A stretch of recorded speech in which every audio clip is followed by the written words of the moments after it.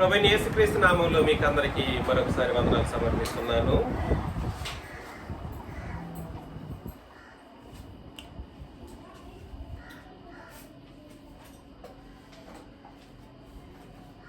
ఇవాళ ఒక ముఖ్యమైనటువంటి రెడ్ పెన్ ఎక్కడ, ఇది రాయదని తెలుసు కదా, నిన్ననే కదా చూసింది. రెడ్ తీసాము ఎక్కడ,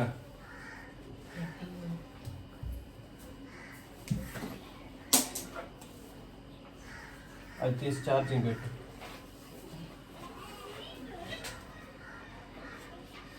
ఇవాళ మనం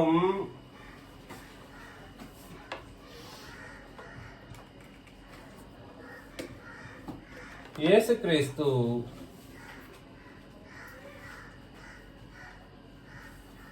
సంఘమునకు చాలిన దేవుడు, అది గుర్తుపెట్టుకోండి.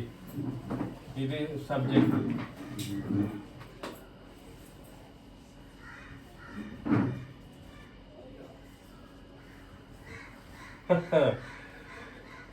ఎవరికి మింగుడు పడినా మింగుడు పడకపోయినా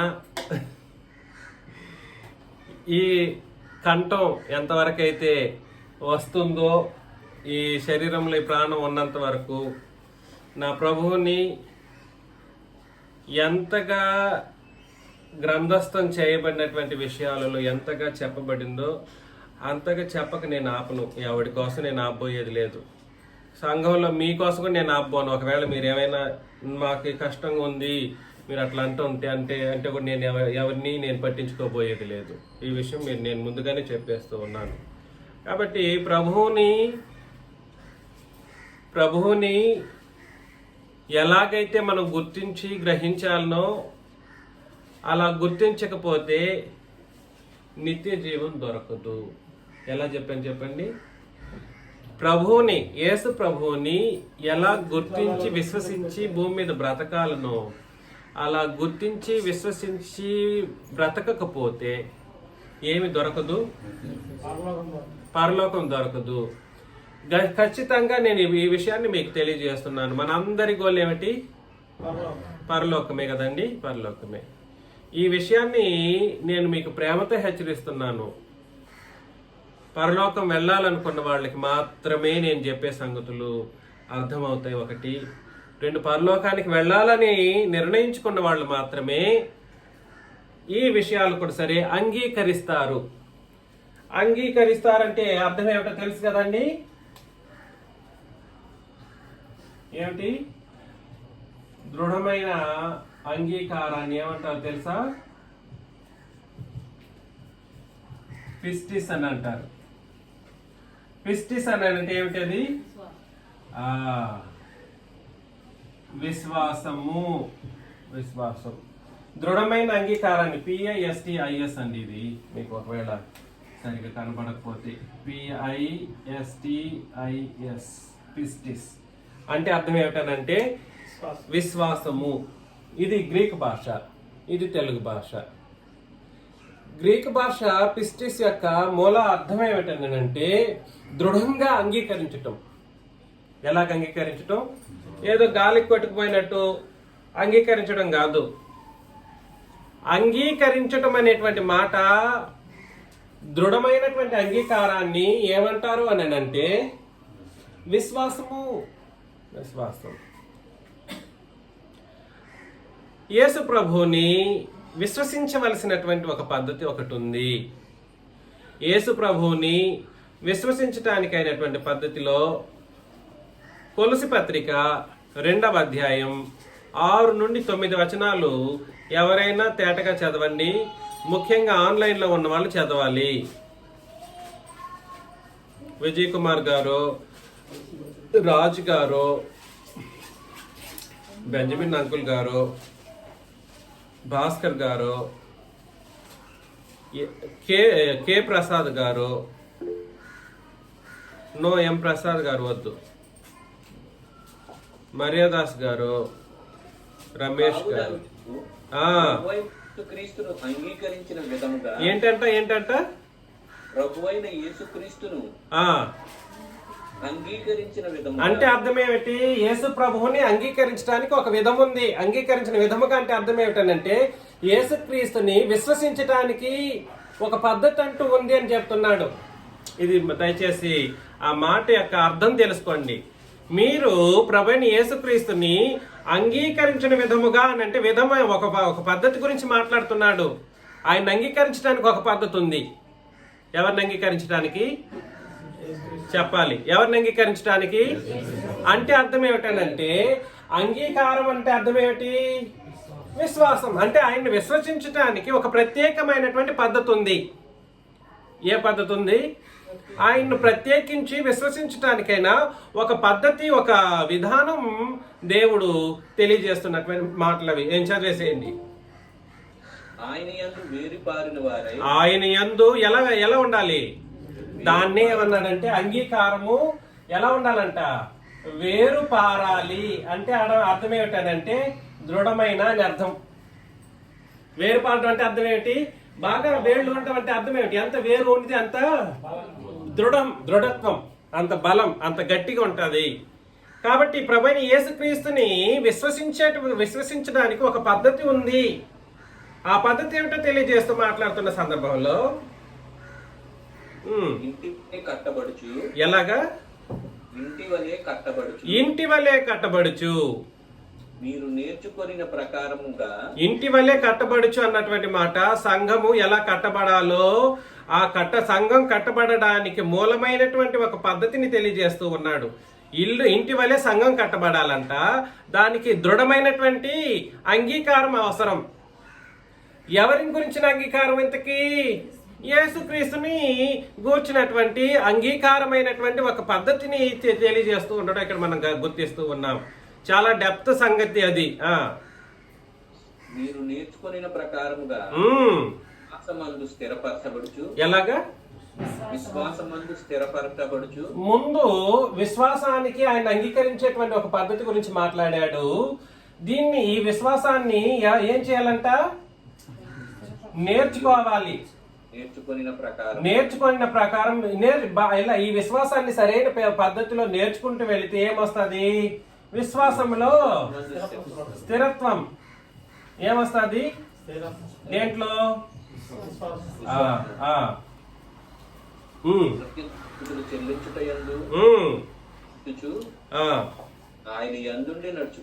ఆయనందు అంటే ఎవరండి? ఆయన యేసుక్రీస్తు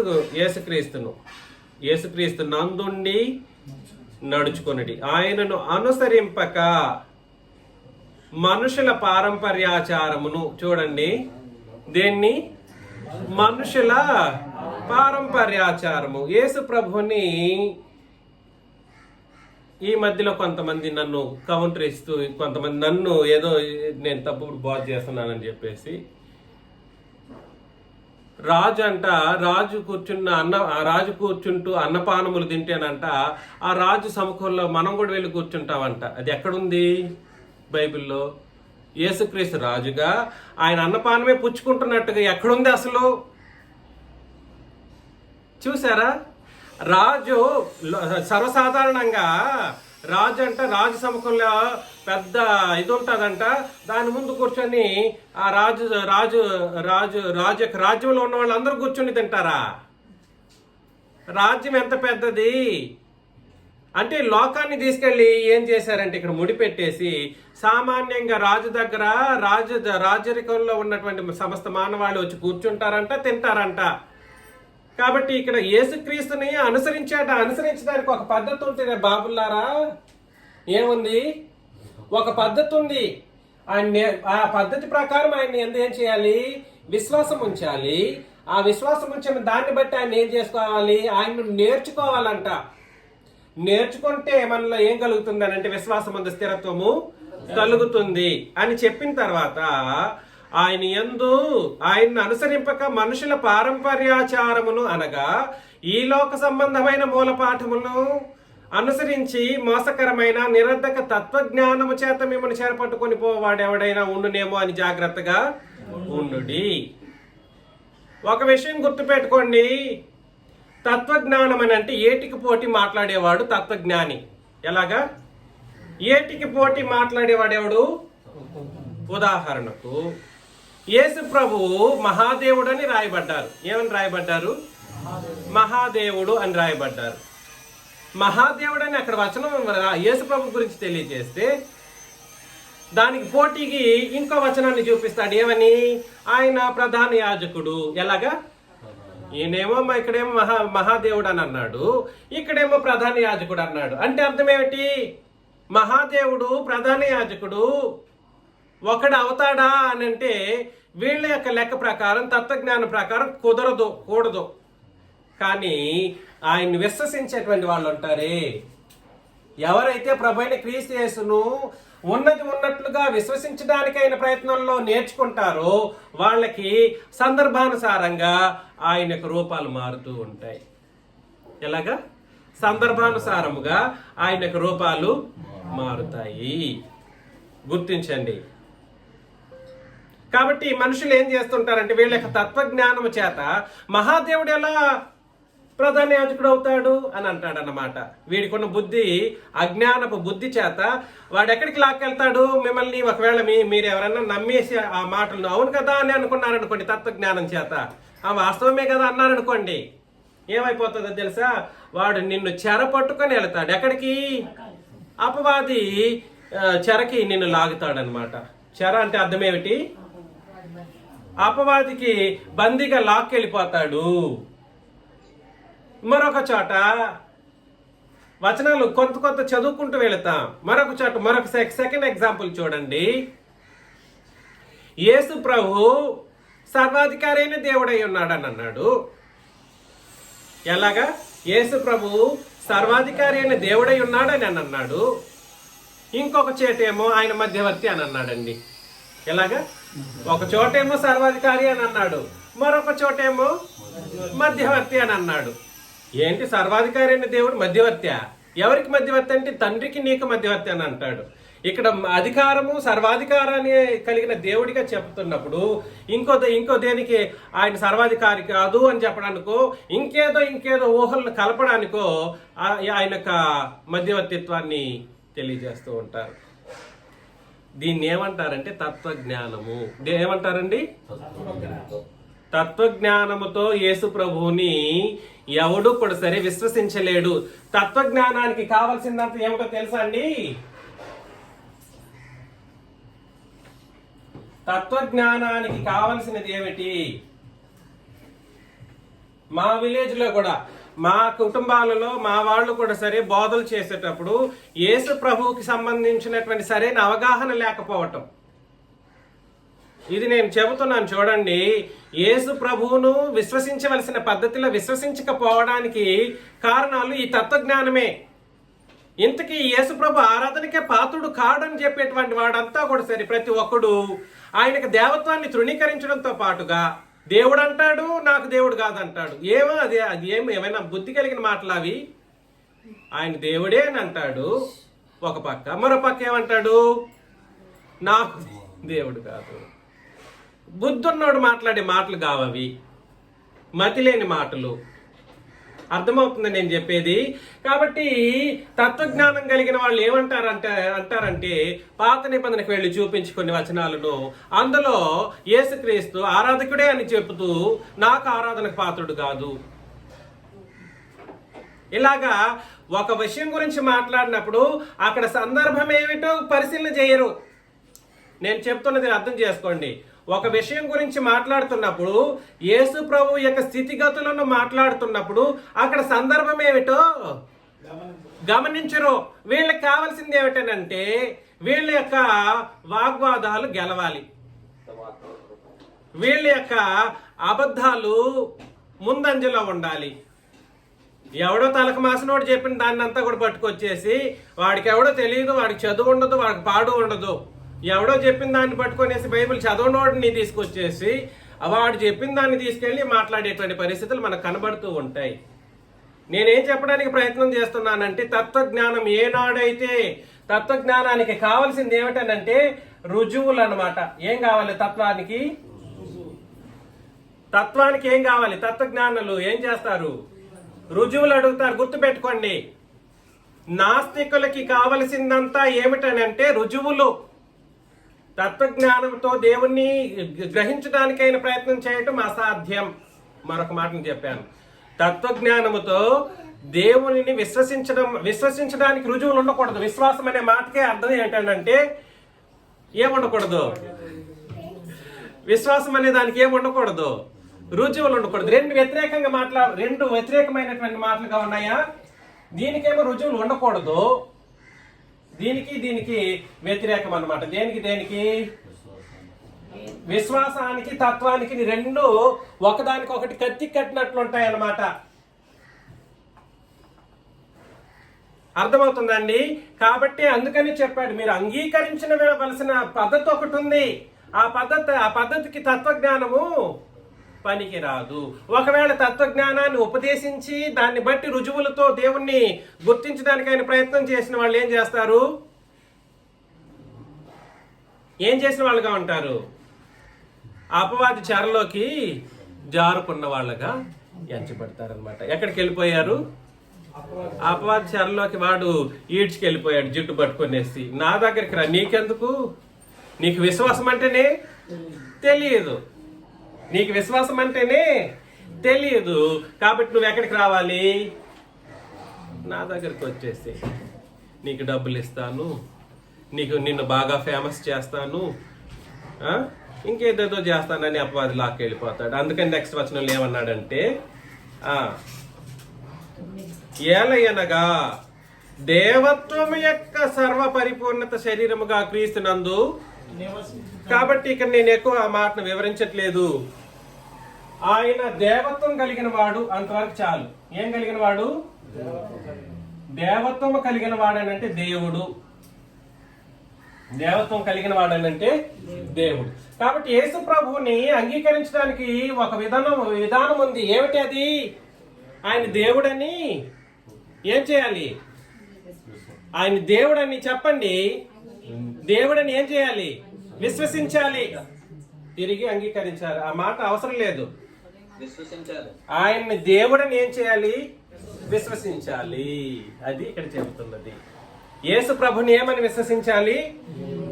ఒక దౌర్భాగ్యపు స్థితి ఏమిటనంటే, యేసు ప్రభు మరణానంతరం క్రొత్త నిబంధన వచ్చిన తర్వాత 2000 సంవత్సరాల తర్వాత కూడా సరే యేసుక్రీస్తు ఎవరో తెలియలేని వాళ్ళు ఈ ప్రపంచంలో యేసుక్రీస్తు యొక్క బోధలు చేయడం అంత విడ్డూరం. 2000 సంవత్సరాలు అయిపోయిందా? అయిపోయింది. బైబిల్ అంతా ప్రింట్ చేయబడి క్లియర్గా ఇవ్వబడిందా? ఇవ్వబడింది. అది చదివి దాన్ని గుర్తించలేని స్థితిలో చదువుకుంటూ అజ్ఞానంతో ఆ యేసు ప్రభు గురించే బోధలు చేయడం ఎంత విడ్డూరమైనటువంటి, ఆ హాస్యాస్పదమైనటువంటి పరిస్థితి మనం గుర్తించాలి. కాబట్టి యేసు ప్రభువుని ఏమని విశ్వసించాలి? చెప్పాలి. యేసు ప్రభువుని ఏమని విశ్వసించాలి? దేవుడు, దేవత్వం యొక్క సర్వ పరిపూర్ణత కలిగిన వాడు అని యేసు ప్రభుని ఏం చేయాలి? విశ్వసించాలి. రోమాపత్రికలో 10వ అధ్యాయం 17వ వచనం. రోమాపత్రిక 10:17. కాగా ఆన్లైన్ లో ఉన్నవాళ్ళు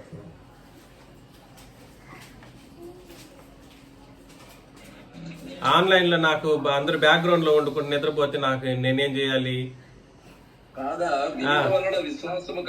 వినుట వలన ఏం కలుగుతుంది?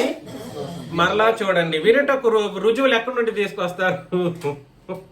వినడానికి రుజువులు ఇప్పుడు విన్నాం మనం. ఎక్కడి నుండి తీసుకొస్తారు రుజువుని? యేసు ప్రభుని గురించి వింటున్నా, నీ ఎక్కడ చూపించానంటే విన్నవాళ్ళు రుచి ఎక్కడి నుండి చూపిస్తారు? నేను విన్నదే జరిగింది, విన్నదాన్నే ఏం చేస్తున్నాము? విశ్వసిస్తున్నాం. దానికి రుజువు అడిగితే ఎక్కడ పోయేది నేను? అర్థమవుతుందా? దాన్నే విశ్వాసం అని అన్నాడు.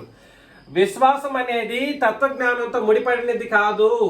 ఇక్కడ ఒక సందర్భం గురించి మాట్లాడుతున్నప్పుడు ఒక చోటేమో ప్రధాన యాజకుడు అని అన్నాడు, మరొక చోటేమో మహాదేవుడు అన్నాడు. ఒక చోటేమో సర్వాధికారి అయిన దేవుడు అని అన్నాడు, మరొక చోటేమో మధ్యవర్తి అని అన్నాడు.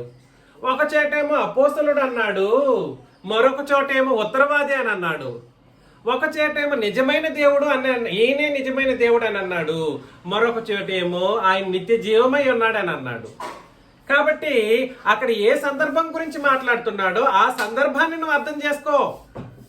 అంతే తప్ప ఒక వచనాన్ని తీసుకెళ్ళి ఇంకో వచనానికి ఏం చేయకూడదు? విరుద్ధమైన వచనాలతో తత్వజ్ఞానంతో ముడిపెట్టిన వాడు ఎక్కడున్నాడంటే సంఘంలో లేడు. వాడు ఎక్కడ లేడు? చెప్పండి, ఎక్కడ లేడు? సంఘంలో లేడు. వాడు ఎక్కడున్నాడంటే అపవాది యొక్క చెరలో ఉన్నాడు. ఎక్కడున్నాడు? అపవాది సామ్రాజ్యంలో, అపవాది ఏలుబడి క్రింద, అపవాదికి అమ్ముడుపోయినటువంటి వాడిగా, అబద్ధాన్ని సృష్టించేటువంటి వాడిగా. కాబట్టి పరిస్థితి ఏమిటనంటే, చిన్నరాజా గాలికి మాటలు మాట్లాడే వ్యక్తి కాదు. I'm not here to talk anything against the God and the lord. నేను వారికి విరుద్ధంగా మాట్లాడి నేను ఆడకూడదు. సరే, అక్కడ ఎక్కడ ఏ సందర్భం గురించి మాట్లాడిందో ఆ సందర్భాన్ని బట్టి మాట్లాడటమే నేను చేసే కార్యక్రమం. మీరు విశ్వసించాల్సిన, ఖచ్చితంగా విశ్వసించండి. నేను మీకు అందరికీ కూడా సరే ఈ విషయాన్ని హెచ్చరిస్తూ ఉన్నాను. ఈ విషయం గుర్తుపెట్టుకోవాలి మీరందరూ కూడా. కాబట్టి యేసు ప్రభువును చదవండి, ఇప్పుడు చదవండి. వినుట వలన ఏం కలుగును? విశ్వాసం కలుగును. కాబట్టి వినుట క్రీస్తును గూర్చిన మాటలు అని అన్నాడండి. ఏంటది?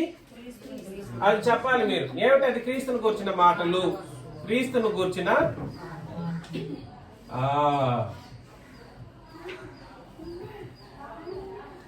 క్రీస్తును గూర్చిన మాటలు. వినుట దేని వల్ల కలుగుతుందంట? క్రీస్తును గూర్చిన మాటలను వినాలి. తద్వారా ఏం కలుగుతుంది? విశ్వసించాలి. ఇప్పుడు చూద్దాం. కొన్ని సందర్భాలను మనం పరిశీలన చేస్తూ వెళదాం. ఒకసారి యేసుక్రీస్తుని ఏమని, ఆయన గూర్చి, క్రీస్తును గూర్చిన మాటలే కదండి. అపోస్తలుల బోధలో యేసుక్రీస్తుని ఏమని రాశాడో ఒకసారి తీతుకు రాసిన పత్రిక 2వ అధ్యాయం 8 నుండి 15 వచనాలు మనం చదివినట్లయితే, తీతుకు రాసిన పత్రిక 2వ అధ్యాయం 8 నుండి 15 వచనాలు. నీ ఉపదేశము మోసము లేనిదిగాను, మాన్యమైనదిగాను, నిరాక్షేపమైన హితవాక్యముతో కూడినదిగాను ఉండవలెను. ఎలా ఉండాలి? ఉపదేశకుడు ఎలా ఉండాలంటండి? ఉపదేశము మోసము లేనిది గాను. ఉపదేశంలో ఏముండకూడదు? ఉపదేశంలో మోసాన్ని విశ్వాసులు గుర్తించలేరండి. గుర్తుపెట్టుకోండి. ఉపదేశంలో మోసాన్ని విశ్వాసులు చాలా సందర్భాల్లో గుర్తించలేరు.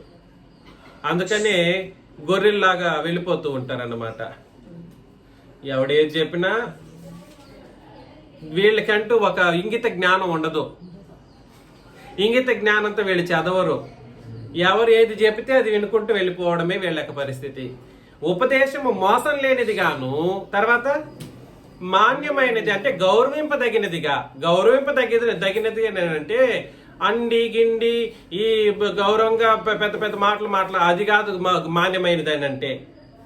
మాన్యమైనది అంటే గౌరవప్రదమైనదిగా అని అంటే దేవునికి గౌరవప్రదంగా ఉండాలి, లేదా క్రీస్తుకు గౌరవప్రదంగా నీ యొక్క ఉపదేశం ఉండాలి. యేసు ప్రభు గారు అని చెప్పకపోయినా పర్లేదు. ఒక వ్యక్తిని ఆయన పేరుతో మాత్రం గారు అని చెప్పనందుకు దుమారం రేపే దౌర్భాగ్యంలాగా ఉండకూడదు. అర్థమవుతుంది నేను చెబుతున్నది? కాబట్టి మాన్యమైనదిగాను అని అన్నాడు అక్కడ. మాన్యమైనది అని అంటే వీళ్ళు మాన్యం ఎవరికి చూస్తారంటే మనుషులకు చూస్తూ ఉంటారు. గౌరవప్రదంగా మనుషులకి కావాలని అంటూ ఉంటారు. మాన్యమైనది గాను, నిరాక్షేపమైన హితవాక్యముతో కూడినది గాను. అద్భుతమైనటువంటి మాట. నిరాక్షేపం అంటే అర్థం ఏంటో తెలుసా? There must not be any contradictory consequences. ఇప్పుడు చూడండి, తత్వజ్ఞానులు ఏం చేస్తారంటే ఆక్షేపణలతో కూడినటువంటి మాటలతో తెలియజేస్తారు. ఎందుకో తెలుసా? కాంట్రడిక్షన్స్ రాకూడదు. వాస్తవానికి నువ్వు బోధ చేస్తూ ఉంటే ఇది తప్పు అని చెప్పడానికి వీలు లేనటువంటి పరిస్థితిలో ఆ బోధ ఉండాలి, ఉపదేశం ఉండాలి. ఉదాహరణకి ఇంతకుముందే చూసాం కదండి. ఇప్పుడు నేనైతే ఏం చెప్తాను? యేసు ప్రభువుని ప్రధాన యాజకుడు అని ఊగలాడే వాడికి నేను చెప్పేది ఏమిటనంటే, అరే ఆయన ప్రధాన యాజకుడు వాస్తవం కాదని చెప్పింది కాదు ఇక్కడ. ఏ సందర్భంలో ప్రధాన యాజకత్వం చేశారో అది చూడు. ఆయన ఆదివారం చేస్తాడా? ఎక్కడైనా వచనం ఉందా చెప్పు. ఎప్పుడు? ఆదివారం ప్రధాన యాజకుడని ఎక్కడ చెప్పాడు? అదే వచనం చూపెట్టు అని నేను అడుగుతాను. ఎందుకనంటే అక్కడ ఆక్షేపణ ఉంది. ఎందుకనంటే ప్రధాన యాజకత్వం అనేది ఆయన ఆదివారానికి సంబంధించిన మాట కాదు. ఏ మాట కాదు? ఆయన యొక్క ప్రధాన యాజకత్వం ఆదివారానికి సంబంధించింది కాదు సుమి. ఇది నిరాక్షేపమైనది అని అంటే నువ్వు బోధ చేస్తూ ఉంటే, ఏదైనా విషయాన్ని తెలియజేస్తూ ఉంటే ఎవడు దాన్ని ఏం చేయకూడదు, ఆక్షేపించకూడదు. వద్దు, కాదు, తప్పు అన్నట్లుగా చెప్పకూడదు. కాబట్టి ప్రధాన యాజకత్వాన్ని తీసుకెళ్లి దేవత్వంతో ముడిపెట్టడానికి అవకాశం లేదు. ఆయన దేవుడని చెప్పబడింది కదా, మరి దాని గురించి ఏమంటావు? దాని గురించి పట్టించుకోడు. యేసు ప్రభు మహాదేవుడని చెప్పబడినప్పుడు దాని గురించి పట్టించుకోడు. ఎంతకాలం దేన్ని బట్టి మాట్లాడుతూ ఉంటారు చెప్పండి? నరుడు, ఆయన మధ్యవర్తి, యాజకుడు, ప్రధాన యాజకుడు, ఇంకొంతమంది దూతలని కూడా అంటారు. ఆయన యేసు ప్రభు ఇంకా ఆయన గురించి లేని చెడ్డ బోధ లేదండి ఈ ప్రపంచంలో. ఏంటండి? అదేనండి ఆరాధికుడు. అబ్బా, యేసు ప్రభుని ఆరాధికుడు చేసింది ఈ ప్రపంచం. వాక్యం క్రొత్త నిబంధన ఎక్కడ చెప్పిందో చెప్పండి అంటే, క్రొత్త నిబంధన ఏదో కూడా తెలియని వాడు క్రొత్త నిబంధనలో ఇక్కడ అని చెప్పడం ఎంత విడ్డూరమైనటువంటి ఒక దౌర్భాగ్యపు స్థితియో మీరు గుర్తించాల్సిన పరిస్థితి ఉంది. కాబట్టి మీకు నేను హెచ్చరించే విషయం ఏమిటనంటే, మీ విశ్వాసం దేని మీద ఆధారపడి ఉండాలి? మోసకరమైనటువంటి బోధల వైపు కాదు. కాబట్టి హితవాక్యముతో కూడినదిగా ఉండాలంట. అంటే హితవాక్యం అంటే, ఇంకొక ఆయన అన్నాడు, పురుషోత్తం గారు నాకు హితోపదేశం చేస్తున్నాడంట. హితోపదేశం అంటే ఏమిటో అతనికి తెలియదు పాపం. హితోపదేశం అన్నది ఒకటే ప్రపంచం మొత్తానికి. హితోపదేశం అంటే ఏమిటి? క్రొత్త నిబంధన హితోపదేశం. హితోపదేశం అనగా ఏమిటనంటే కేవలము క్రొత్త నిబంధన మాత్రమే హితోపదేశం అని అంటారు. అర్థమవుతుందా?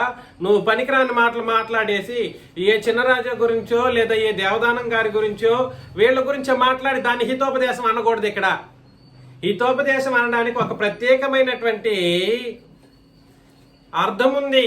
అది ఏమిటది? క్రొత్త నిబంధన బోధకు మరొక పేరు ఏమిటి? హితోపదేశము. ఆయన చెప్పిందంతా ఒక మాటలు. ఎవడెవడి గురించి, నా గురించి, ఆయన గురించి మాట్లాడారు. ఎవరు? పురుషోత్తం గారు. దాని హితోపదేశం అని ఒక ట్యాగ్ తగిలించాడు. కాబట్టి అవన్నీ తప్పుడు ఆలోచనలు. సరే, నెక్స్ట్. దాసులైన వారు అన్ని విషయముల యందు మన రక్షకుడగు దేవుని ఉపదేశమును అలంకరించినట్లు తమ యజమానులకు ఎదురుమాట చెప్పక, ఏమియో అపహరింపక, సంపూర్ణమైన మంచి నమ్మకమును కనపరచుచు అన్ని కార్యముల యందు వారిని సంతోషపెట్టుచు వారికి లోబడి ఉండవలెనని వారిని హెచ్చరించుము. అనగా సమస్త మనుషులకు, ఎవరికండి ఇది? సమస్త మనుషులకు రక్షణకరమైన దేవుని కృప ప్రత్యక్షమై మనము భక్తిహీనతను, ఇహలోక సంబంధమైన దురాశలను విసర్జించి శుభప్రదమైన నిరీక్షణ నిమిత్తము, అనగా మన మహాదేవుడును మన రక్షకుడునైన యేసుక్రీస్తు మహిమ యొక్క ప్రత్యక్షత కొరకు ఎదురు చూచుచు ఈ లోకములో స్వస్థ బుద్ధితోనూ నీతితోనూ భక్తితోనూ బ్రతుకుచుండవలెనని మనకు బోధించుచున్నది అని అన్నాడు. యేసు ప్రభువు మహాదేవుడు. యేసు ప్రభువు కాబట్టి క్రీస్తును గూర్చిన మాటల్లో ఆయన ఏమని తెలియజేయడం జరిగింది?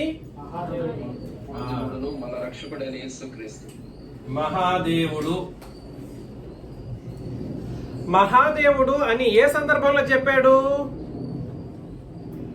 యేసు ప్రభు మనకు మహాదేవుడు అని ఏ సందర్భంలో చెప్పాడు?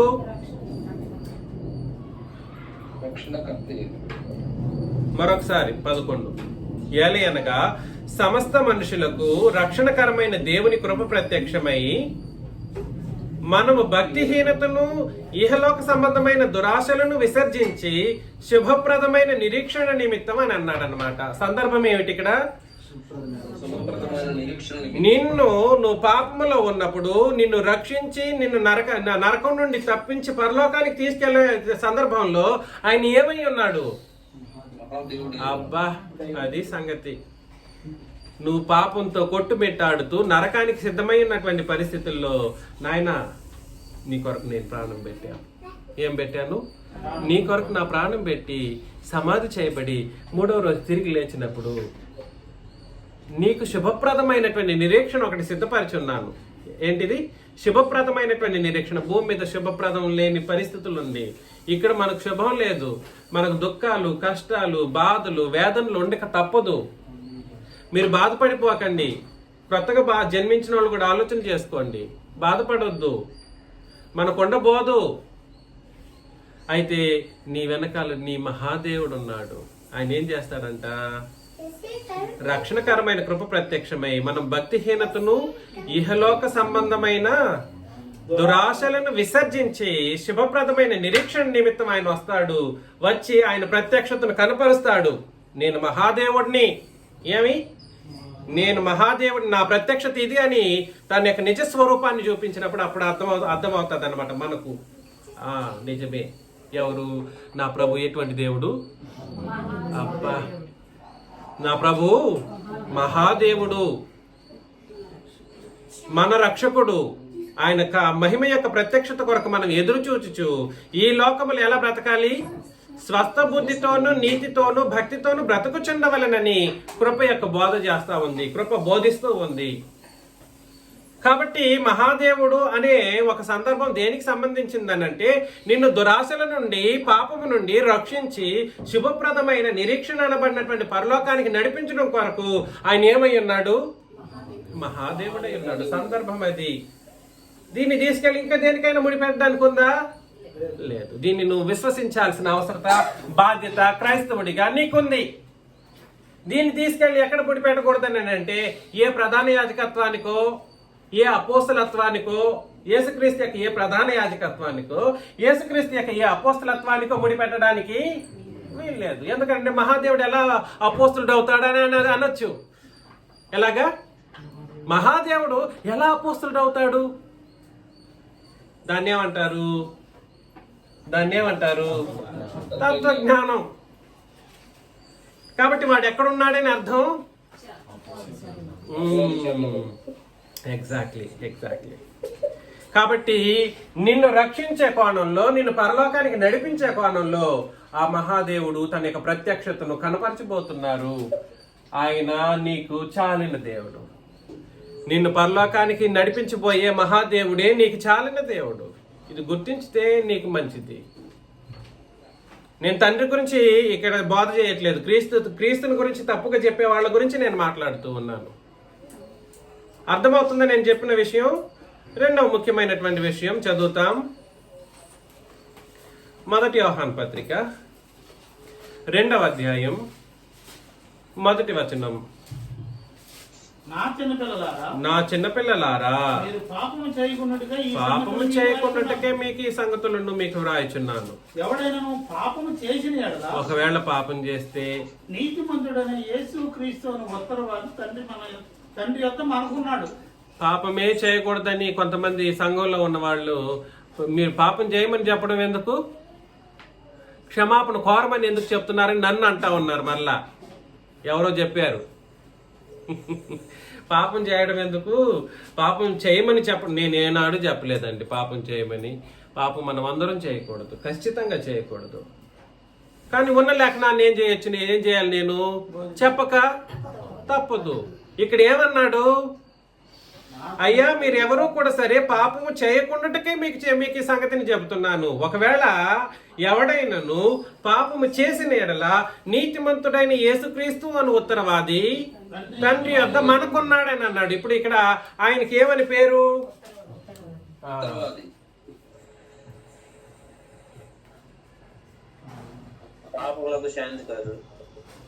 ఉత్తరవాది. పాపములకు చెప్పండి. అద్భుతమైన మాట. పాపములకు శాంతి. ఎందుకో తెలుసా? మనందరి పాపముల కొరకు చనిపోయిన వ్యక్తి యేసుక్రీస్తు. ఆయన మరణాన్ని బట్టి ఆయన మనకు ఉత్తరవాది. దేనికి? మన పాపముల విషయంలో. అంటే మనం అంటే ఇప్పుడు ఎవరిక్కడ?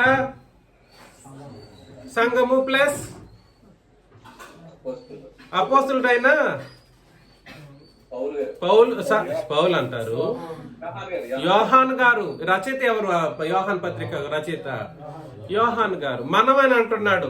మీరు పాపం చేయకుండా ఈ సంగతులు మీకు రాయుచున్నాను. ఎవడైనా పాపం చేసిన ఎడలా నీతిమంతుడైన యేసుక్రీస్తు అని ఉత్తరవాది తండ్రి యొద్ద మనకు ఉన్నాడు అని అంటే ఎవరితో పాటు కలుపుకుంటున్నాడు?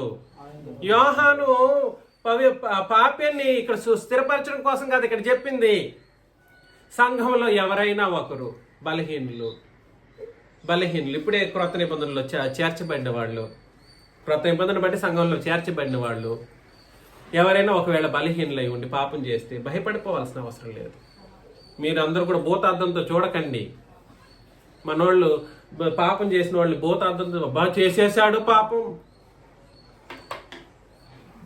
ఈ శాస్త్రుల పరిచయుల బోధలు పక్కన పెట్టండి దయచేసి.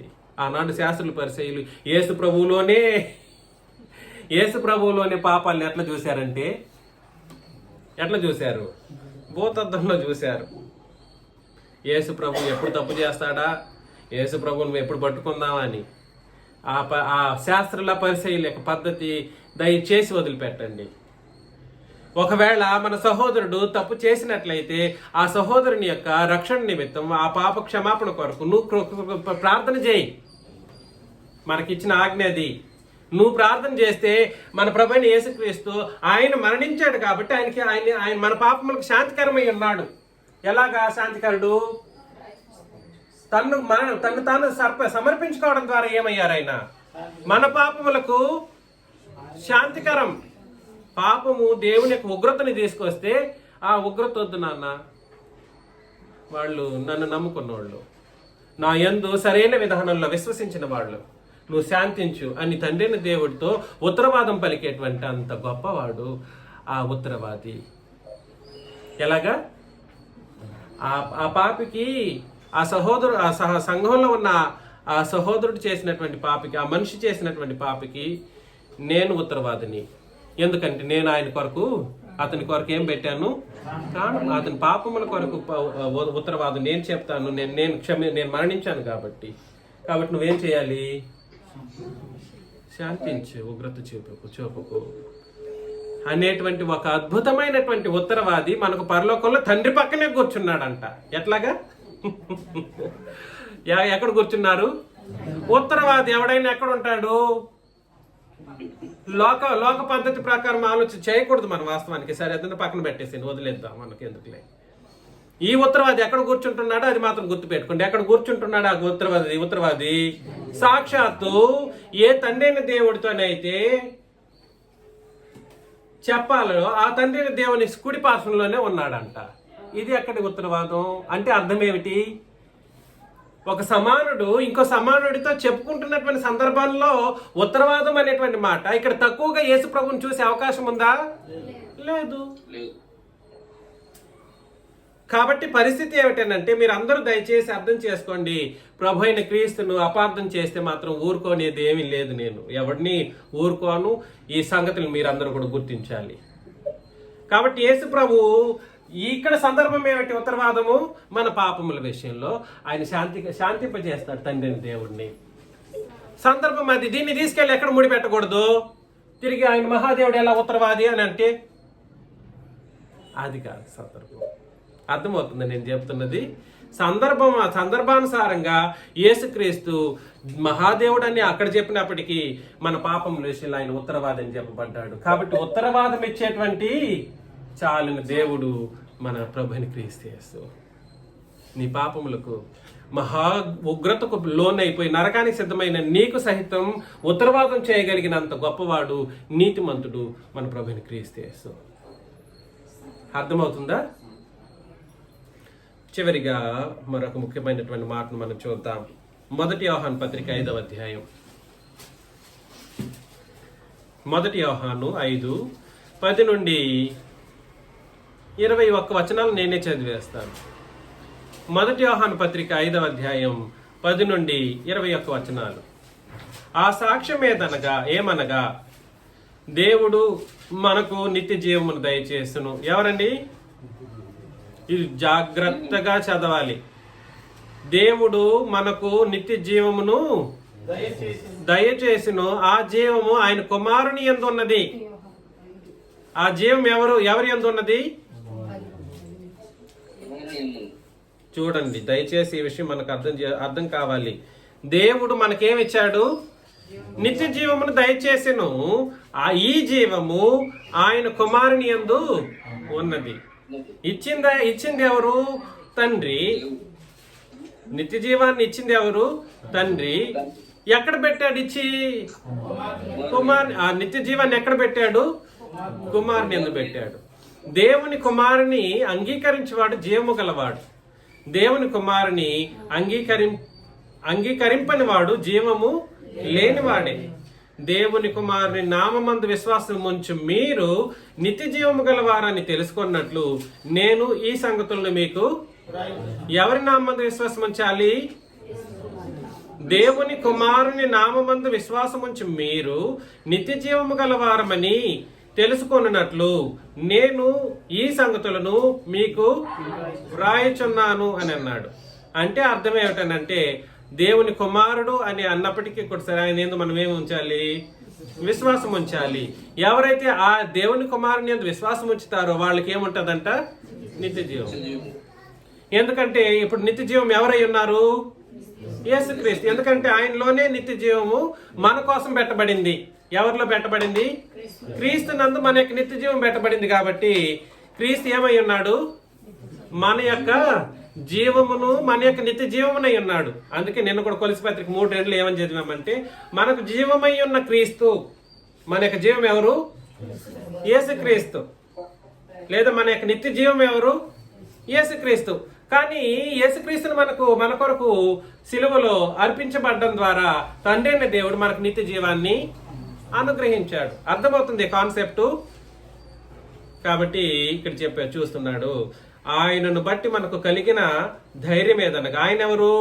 దేవుని కుమారుని బట్టి. దేవుని కుమారుని బట్టి మనకు కలిగిన ధైర్యం ఏదనగా ఆయన చిత్తానుసారముగా మనం ఏది అడిగినను ఆయన మన మనవి ఆలకించునన్నదియే. కాబట్టి మన మనవిని ఎవరు ఆలకిస్తారు?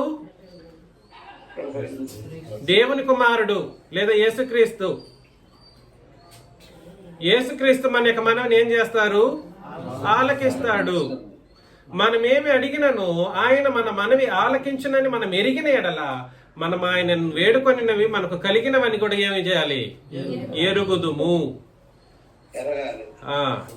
తన సహోదరుడు మరణకరము కాని పాపము చేయగా ఎవడైనను చూచిన ఎడల అతడు వేడుకొనును. అతన్ని బట్టి దేవుడు మరణకరము కాని పాపం చేసిన వారికి ఏమిస్తాడు? జీవం దయచేసును. ఏం చేయాలి? చూస్తే ఏం చేయాలి? ఒక సహోదరుడు తప్పు చేశాడు. తప్పు చేసిన సహోదరుడి విషయంలో నువ్వేం చేయాలి? ఎప్పుడైనా ఉందా పరిస్థితి? చెప్పండి. ఒక సహోదరుడు తప్పు చేస్తే ఆ సహోదరు నిమిత్తం మనమందరం ఏం చేయాలి? తెలియకుండా చేశాడో తెలిసి చేశాడో అతని సందర్భం ఎలా ఉందో పరిస్థితి ఏమై ఉందో దయచేసి క్షమించండి అని ప్రార్థన చేయటం నువ్వు నేర్చుకో. ముందు అర్థమవుతుందండి. ప్రేమించే గుణం ఉన్న వాళ్ళకి ఇదంతా అర్థమవుతుంది. శాస్త్రంలాగా చూసుకుంటూ కూర్చుంటే మాత్రం ఇది ఎప్పటికీ అర్థం కాదు. చదువుతాం నెక్స్ట్ వచనంలో. మరణకరమైన పాపము కలదు, అట్టి దాని గూర్చి వేడుకొనవలనని నేను చెప్పుటలేదు. సకల దుర్నీతియు అంటే అర్థం ఏమిటంటే, మరలా నేను ఈ వచనాన్ని మాత్రం ప్రత్యేకించి మీకు తర్వాత వివరిస్తాను. సకల దుర్నీతియు పాపము అని అంటే అర్థం ఏమిటంటే, నీతికి వ్యతిరేకమైన మాట ఏమిటి? దుర్నీతి. నీతికి వ్యతిరేకమైన మాట ఏమిటి? దుర్నీతి. అంటే అర్థం ఏమిటంటే, క్రొత్త నిబంధనకు వ్యతిరేకంగా మాట్లాడే వాళ్ళందరూ కూడా సరే ఏ పాపంలో ఏం చేస్తున్నారు?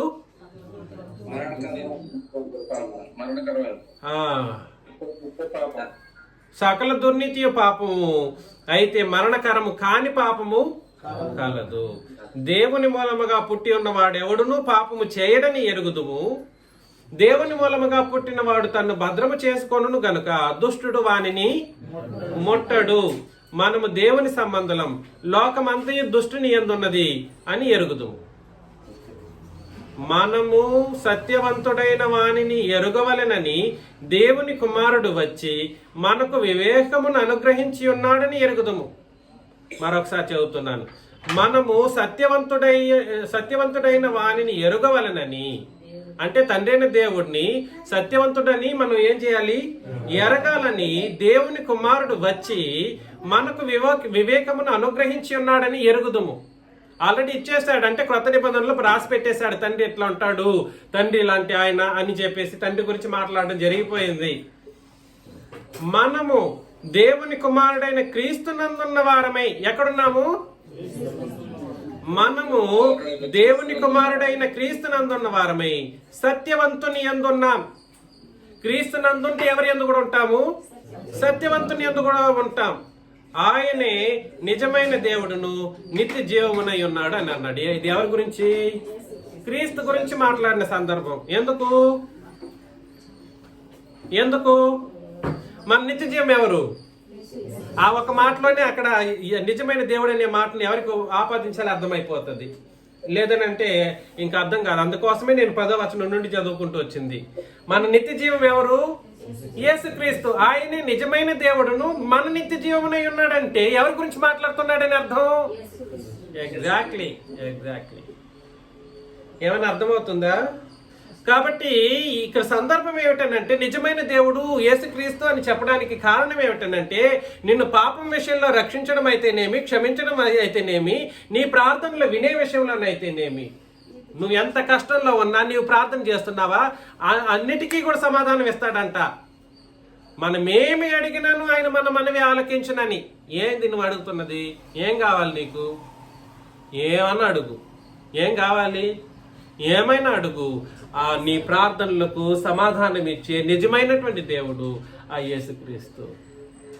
నీ ప్రార్థనలకు సమాధానం ఇవ్వడానికి ఆ నిజ దేవుడు సిద్ధంగా ఉన్నాడు. యేసుక్రీస్తుకే ప్రార్థన చేయకూడదనే బోధ ఒకటి ఉంది క్రీస్తు సంఘాల్లో. ఎలాగా? యేసుక్రీస్తుకే ప్రార్థన చేయకూడదు అనేటువంటి ఒక తప్పుడు సిద్ధాంతము ఈ క్రీస్తు సంఘాల్లో ఉంది. మరి ఎట్లా ఇది? నిత్య జీవం ఎవరు మనకు? యేసుక్రీస్తు. మన జీవం ఎవరు? ఆ జీవం ఏమై ఉన్నాడు? నిజమైన దేవుడై ఉన్నాడు. నిజమైన దేవుడు. అన్ని సందర్భాలు రాసుకుంటూ వస్తే మన పాపములకు ఆయన ఏమై ఉన్నాడు? ఏం చేస్తాడు? ఇక్కడ సందర్భం క్షమించగలిగినటువంటి వాడు. తండ్రి ఆయన్ని బట్టి క్షమిస్తాడు మనల్ని. ఎవరిని బట్టి క్షమిస్తాడు? క్రీస్తుని బట్టి క్షమిస్తాడు. కాబట్టి క్రీస్తు లేకుండా నీకు క్షమాపణ లేదు. నువ్వు ప్రార్థన చేస్తే సహాయం చేయటానికి, నువ్వు ఏది కోరినా సహాయం చేయటానికి, నిజముగానండి నువ్వు ఏది కోరుతావో అది పొందుకోగలవు. కాకపోతే ఒక విషయం ఏమిటనంటే ఆయన చిత్తమును బట్టి అడగాలి. ఎలాగా? ఆయన చిత్తానుసారముగా. అది కండిషన్. అది ఆయన చిత్తానుసారం, కండిషన్ లేకుండా అడగకూడదు. ఆయనే పెట్టేశాడు కండిషన్, నేను కాదు ఇక్కడ పెడుతున్నది. కాబట్టి ఏది కోరుతానంటే నేను ఒక 50 కోట్లు కోరుకుంటాను, నాకు దొరికితే బాగుంటది అని అనుకున్నాను అనుకోండి. అది కాదు. అది ఒకవేళ అది ఆయన చిత్తం అయితే ఆయన ఇస్తే నీకు నాకేం సంబంధం? ఏమండి, ఎవరో కోరుకున్నారు, అది ఆయన చిత్తమే. ఏమి దాంట్లో ప్రాబ్లం ఏమిటి? ఆయన చిత్తానికి నువ్వెందుకు అడ్డు వస్తావు? నీ ఇష్టాన్ని నువ్వు కోరుతున్నా, ఆయన చిత్తమైతే ఇస్తాడు. అంతే కదా ఇక్కడ జరిగింది. ఎవరు ఆయన? యేసుక్రీస్తు. అద్భుతమైనటువంటి ఒక సంగతి. మిమ్మల్ని నేను హెచ్చరిస్తున్న విషయం ఏమిటంటే నీ అన్ని ప్రార్థనలకు సమాధానం ఇచ్చి నిజ దేవుడు యేసుక్రీస్తు. నీ ప్రార్థనలకే కాదు, నీకు అన్ని విషయాల్లోనూ చాలిన దేవుడు యేసుక్రీస్తు. పార్ట్ 2 మిగిలిన సందర్భాలను వచ్చే వారం ఆలోచన చేస్తాం. మీకు అందరికీ వందనాలు.